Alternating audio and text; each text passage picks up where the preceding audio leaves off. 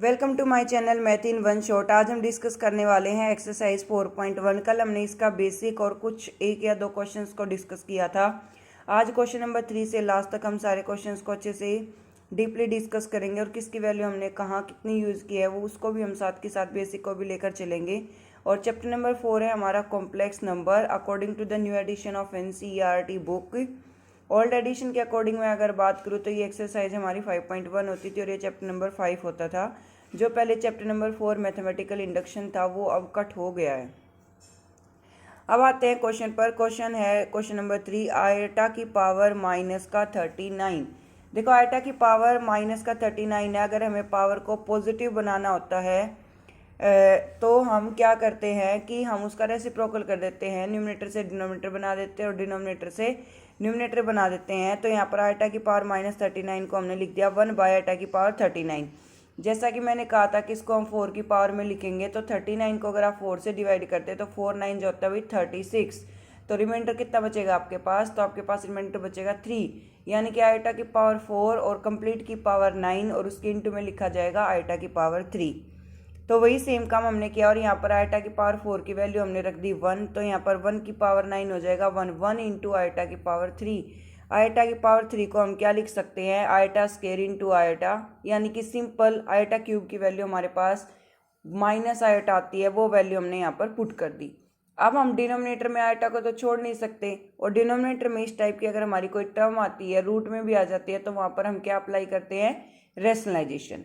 क्या अप्लाई करेंगे हम वहाँ पर?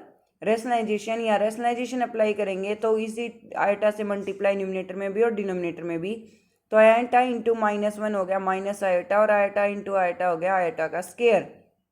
तो यहाँ पर हमारा आंसर क्या आया? Minus eta over eta square की वैल्यू होती है -1, तो -1 पुट कर देंगे, माइनस से माइनस कैंसिल आउट, तो सिंपल क्या आ जाएगा? आयोटा। नेक्स्ट है question number 4, 3 into 7 plus eta 7 plus eta into 7 plus eta 7।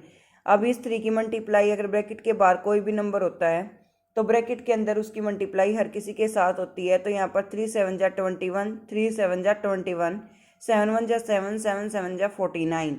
तो यहाँ पर 21 iota plus 21 iota plus 7 eta plus यहाँ पर आयटा इंटू 7 आयटा, ये हो जाएगा 7 आयटा का स्क्वायर।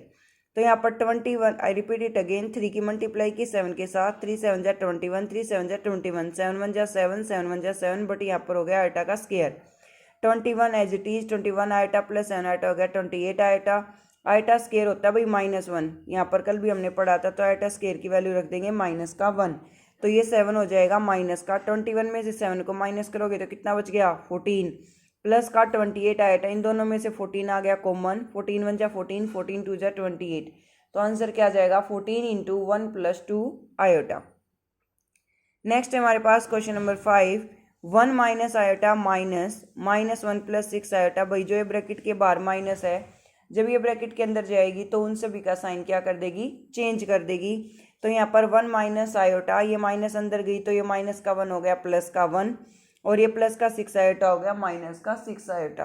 तो यहाँ पर क्या आ जाएगा?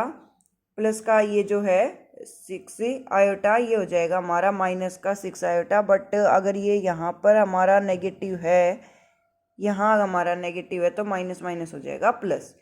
तो ये आ गया 1 minus iota minus minus plus minus minus plus 1 minus iota plus 1 + 6 iota. 1 + 1 हो गया 2 और 6 में से 1 जाएगा तो कितना बच जाएगा? 5 आयोटा।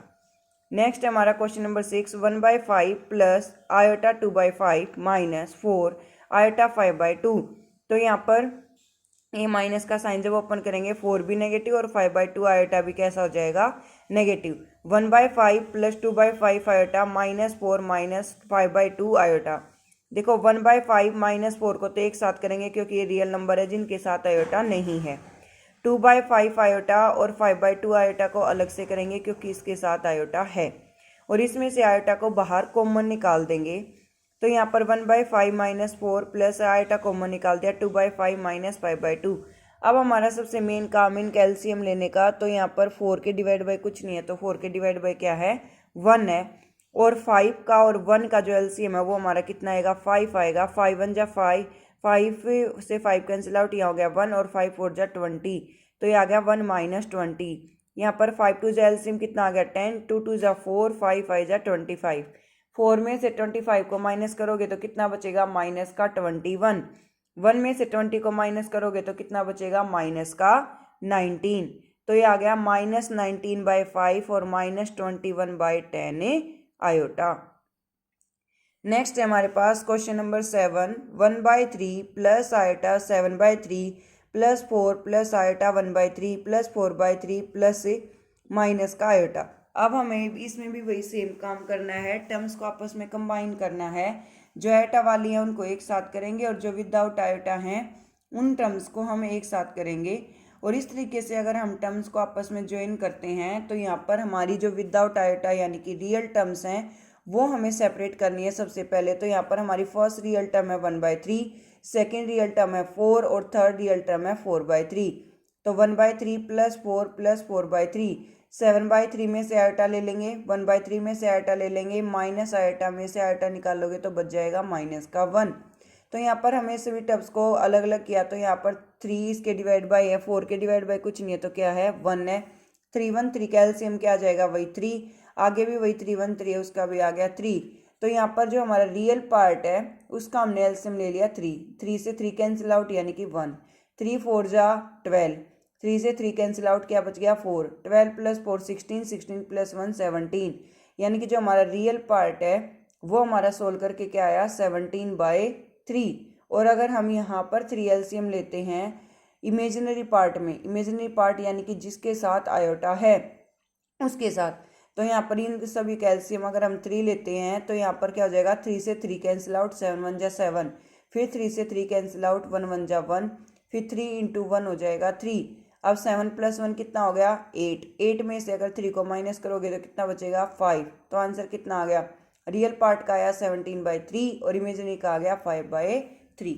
और इमेजिनरी पार्ट के साथ साथ में आयोटा भी आएगा।